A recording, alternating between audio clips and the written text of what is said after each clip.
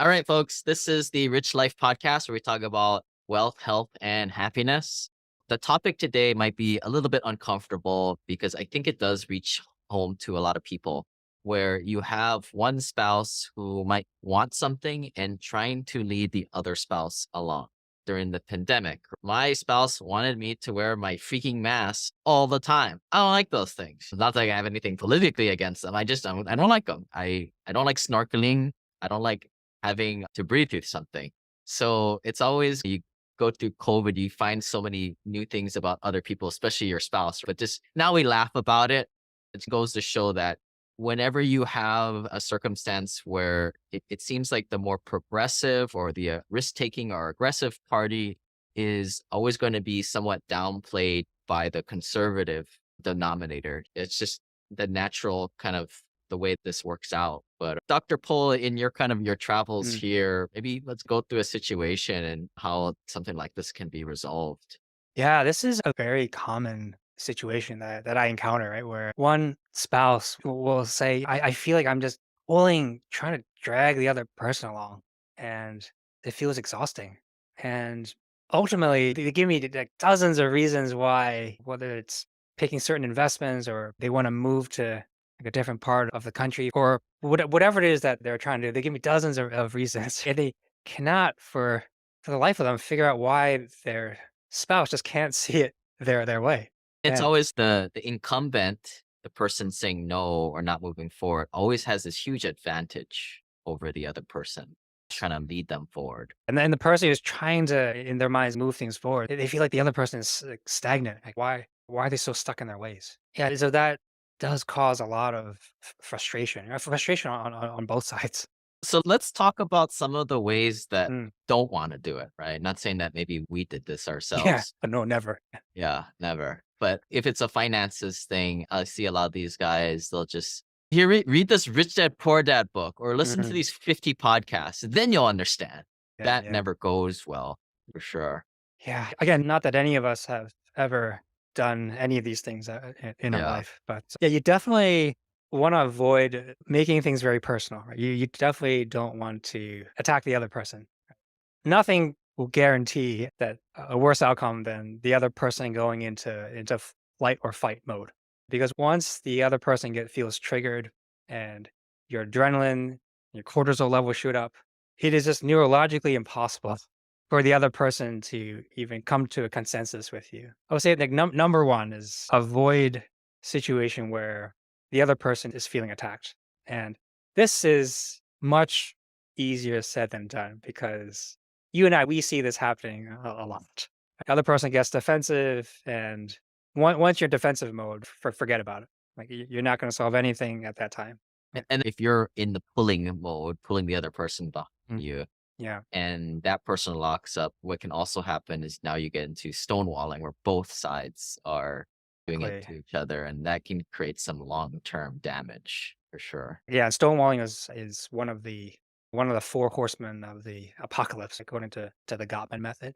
And stonewalling it's tough, right? Because if one person's stonewalls, and statistically, this men are more likely to stonewall.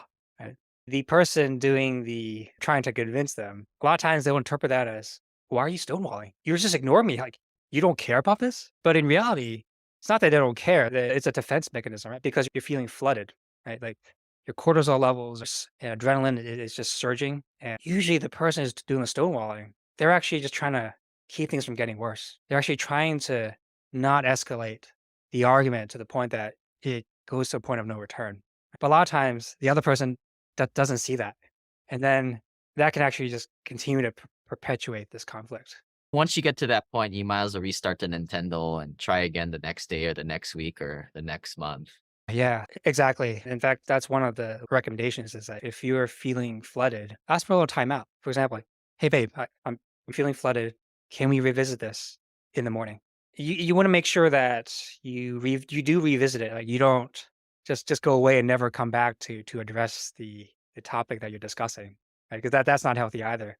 But something like coming back in the morning or within 24 hours, that's a nice healthy length of time where it'll let both people cool down and then allows you to restart the discussion in a much better emotional place.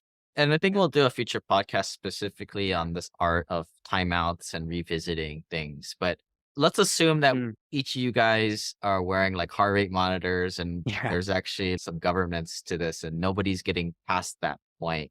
What are some strategies that you've seen like for the Yeah. specific example of kind of pulling the other more, Mhm. one side is always going to be the leader and initiator in these circumstances, but pulling the other party along?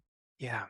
There's 2 easy tools that I like to recommend, and the first one is a mnemonic called SEW. S stands for sensation, right? If you're in the middle of discussion that starts to get heated, best thing to do is say things that are hard argue with. If you say, "I am feeling pressure in my heart," it's very hard to argue with because you're not attacking the other person. You're just simply saying, "What are you feeling right now?" So S stands for sense, and that refers to describing physically how you feel right now. Right? So I feel pressure in my heart, or I feel a knot in my stomach, or I feel like a headache coming on. Very hard to argue with that, but it starts to get your point across that, hey, I'm uncomfortable. It's starting that communication line and it's not talking about the conflict that you guys both know is going to come up. Exactly. Yeah. Exactly. Yeah. E is for emotion, right? For S, we've talked about like, how do you physically feel? E is you use words that describe your emotions. I'm feeling frustrated, or I'm feeling unheard, or I'm feeling misunderstood. Again, very hard for the other person to argue against that, right? Because you're describing again how you feel. But then you also get the one where it's Dr. Paul, I'm sorry you feel that way, but Yeah. Yeah, absolutely. It takes 2 to tango, right? And you also can't use the "I feel" and turn it around. For example, "I feel you're a terrible person." You can't do that. Or, "I feel you're a jerk. I feel you're so selfish." No, you can't do that. It's strictly about how you feel, right? W it stands for want, right? What do you want, or what do you need? For example, I want us to come to a compromise. Right? I want us to understand each other. Right? I need you to just hear me out on this and let me explain my point of view. It's expressing a want and a need in the context of your relationship. And both people should do this, right? So one person does SEW, the other person should do SEW. Yeah, and this is an easy mnemonic to remember. So in the heat of the argument, if one person just remembers, hey, why don't we do the SEW method? It's much more likely to go well.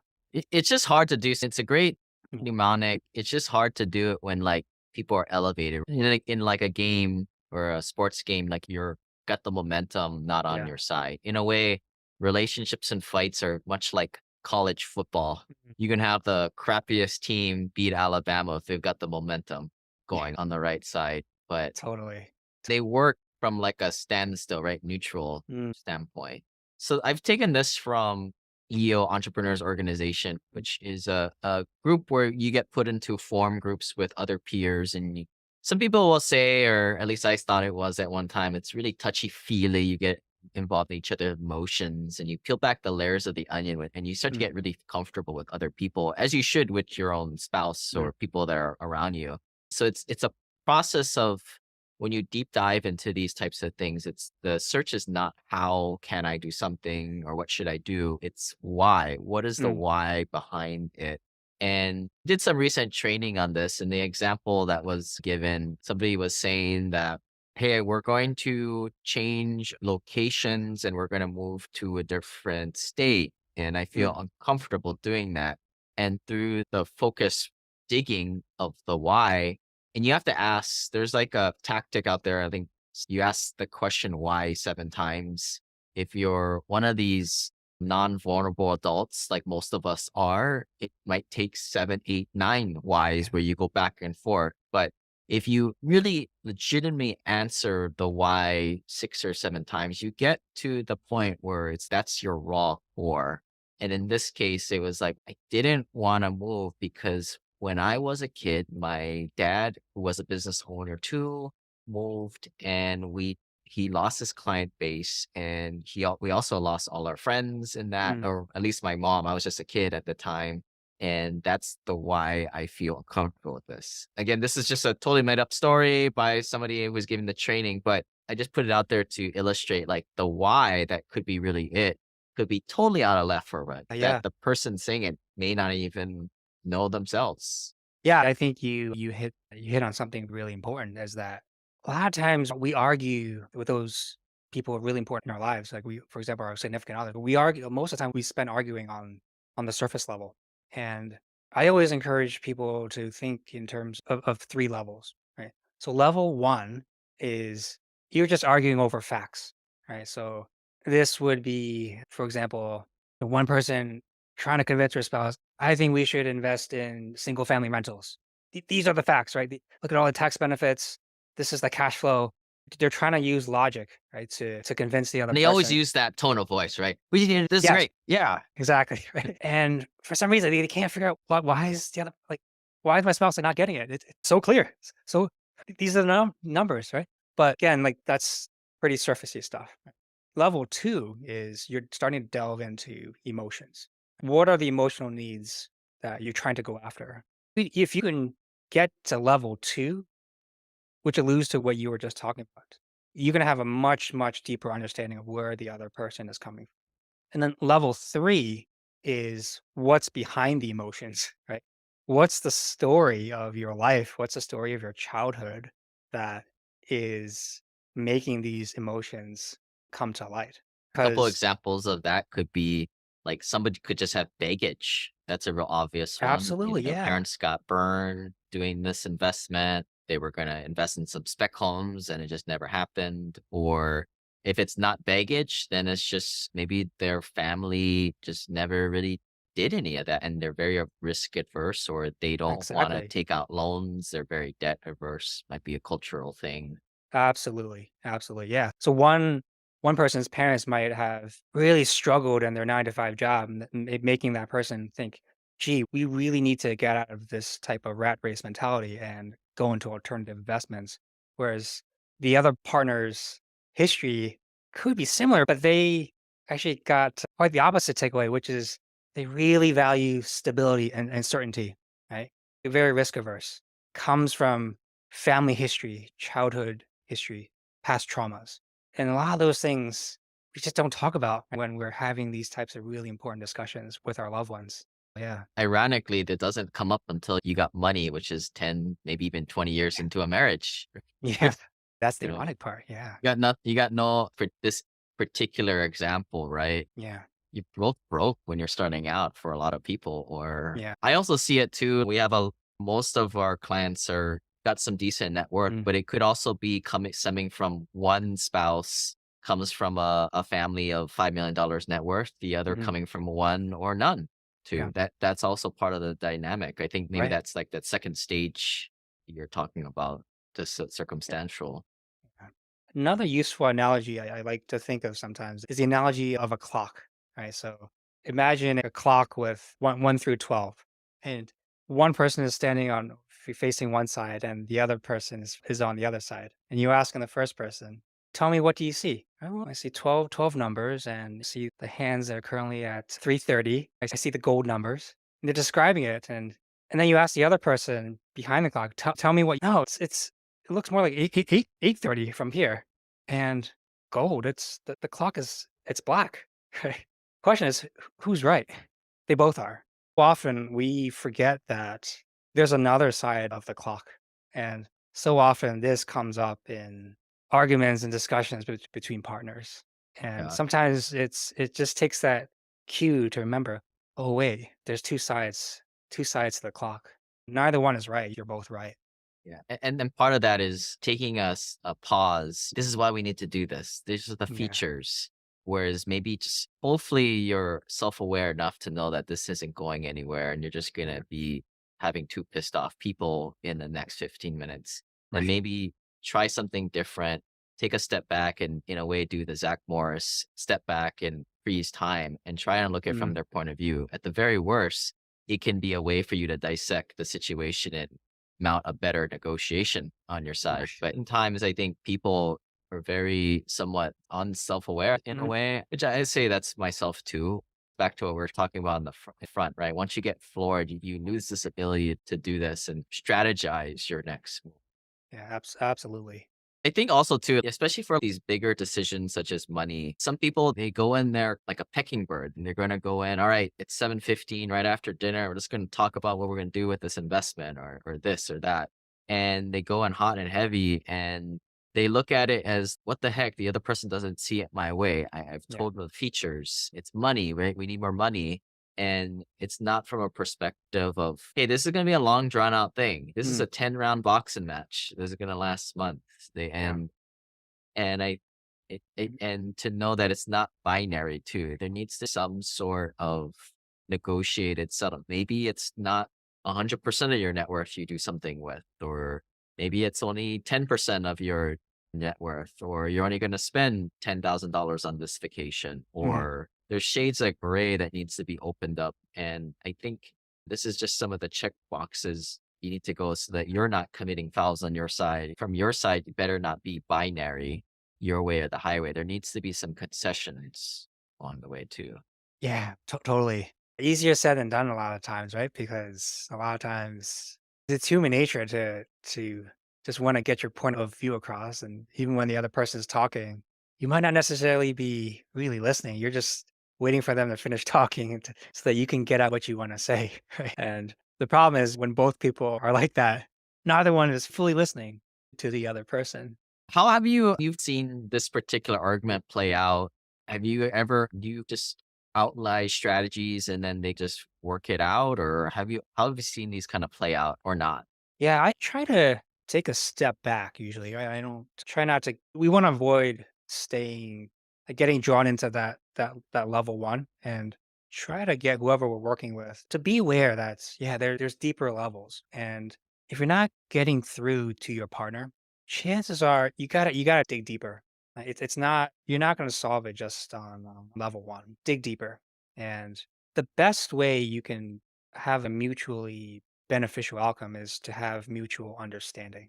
And that should be the goal. It's a lot of times, yeah, we want to just get our way. We want to win the other person over. But when you're in a relationship, that's not how things usually work. Like, best thing is to get a level of mutual understanding so that you can come to a win situation, a mutually beneficial outcome, and then everyone is happy. Another simple strategy that folks could easily employ is the 5-minute exercise where, whether it's 5 or 10 minutes, you take turns speaking, right? But the rule is that when you speak, the other person, they can't interrupt you. They can't talk. Their job is to listen. Right? And at the end of this 5 minutes or 10 minutes, they have to summarize back to you what you just said. They can also ask clarifying questions, but they also they need to summarize back to you in a way that is satisfactory to you.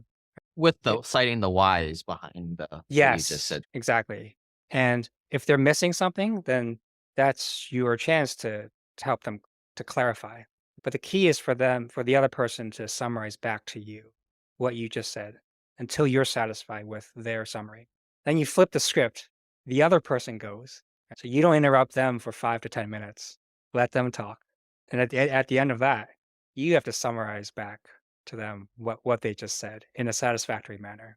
I find that when people do this, it's such a simple exercise, but incredibly powerful because it allows you to you might not agree with it, but it allows you to see how the other person is seeing the clock. And so that's like techniques like that's how you start to build towards some sort of mutual understanding, some consensus. And then you're much more likely to move towards that thing that you want. Yeah, and I also would add, now we're getting really granular, Yeah. but and maybe this is somewhat optional, but be aware of your body positioning. Is your arms crossed? Is their arms Yeah. crossed? Call each other out, call yourself out on that. And then also, Yeah. is your are you guys facing each other belt buckle to belt buckle, or is there some kind of like a neutral body position where you both are seeing the same Absolutely. direction? It seems subconscious, but it Mhm. actually is indicative of kind of the way you're heading with this. Easier said than done, of course. Yeah, that's so good. Yeah, because so much of communication is nonverbal, and especially with a spouse or a close partner, they're going to be easily able to pick up these body language signs. And I know I think a lot of people listening to podcasts tend to be very self-improving growth Mm, mindset, and we don't want to congratulate you too much, but you're more than likely, just from a self-selecting process here, the one that may be a little bit more aware of kind of the way you react. And I get it. It can be hard when the other party just isn't quite there yet. So I guess have some grace on that too. You aren't always there. You aren't always perfect to yourself, Mr. yeah. Listener. I think we're unfortunately like you can't always get to some kind of aha moment where you expand the pizza larger so everybody's happy, Mm, or like you invest in this, you sell some other assets that you guys identified as higher risk and then sell it and invest that and everybody's happy. You can't always get that. And I think unfortunately this is the cop out here is like a lot of this is unresolvable mhm. conflict. Yeah, most conflicts in marriages or relationships are Yeah. unresolvable. And I know Pole's gone through like the Gottman program, which maybe there's other programs better, but it's nice when both people go through and have that same terminology. And because at least me and my spouse, like when we hear unresolvable conflicts, I think they Mm. trademark that term Yeah, too. yeah, yeah. But we're like, ah, shoot. Yeah, we both know that it's just never, there's not going to be any winner, and somewhat race falls upon the situation a little bit. Yeah, at the end of the day, we're all different people, and it's also reassuring to, in a sense, to know that yeah, it's okay for a lot of things to be inherently unresolvable. Yeah. It's not your fault. It's actually normal and healthy. Yeah, it's what makes life interesting. But let's end this here. All right. Like I get it, right? Like things may not be resolvable, but if our family wants Mhm. XYZ in life and perceptively we need to invest this way or do these taxes this way or run our business this way Yeah. or have our kids do this, what's your pragmatic ideas of kind of navigating this? All the kind of we've said today, just to sum it up. Yeah, I think what we've talked about so far is these are really practical tools. I think they serve anyone really well. But to your question, I mean, if you're trying to get your partner to go a certain way or you're trying to find a compromise, another thing you could do on top of what we already talked about is, get out a pen and paper and, each of you write down the things that you absolutely cannot compromise on. And you gotta be honest, you gotta be fair. Don't write down a list of 100 things, but pick the few things that you just absolutely cannot and will not compromise on. And then make a list of things that you could budge a little bit. You'd rather not, but if push came to shove, you could budge. Right? Both people do this separately. And now you have a starting point, right? Now you can at least compare lists and see, okay, are there any places where we can overlap? If one partner is dead set, for example, going back to our early example of absolutely I cannot invest in single family homes, right? And then you go through that discussion of where these feelings and thoughts and emotions are coming from. For maybe the spouse's parents had a terrible experience with owning rentals, and then that's why they're so fixed on that.